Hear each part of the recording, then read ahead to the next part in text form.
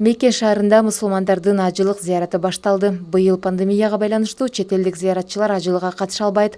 Мындай чектөө Сауд Арабиясынын тарыхында биринчи жолу киргизилди. Адатта 180 мамлекеттен 2 миллиондой адам 5 күнгө созула турган ажылык жөрөлгөлөрүн аткарыш үчүн барышчу.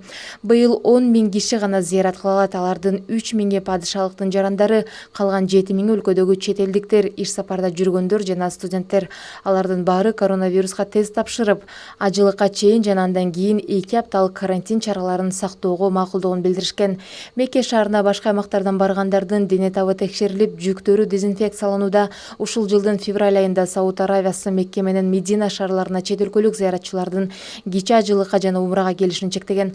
АКШдагы Джон Хопкинс университетинин маалыматына ылайык, Сауд Арабиясында 270 000 адам коронавирус жугузуп алган. Илдет бул өлкөдө 2700дөн көп адамдын өмүрүн алган.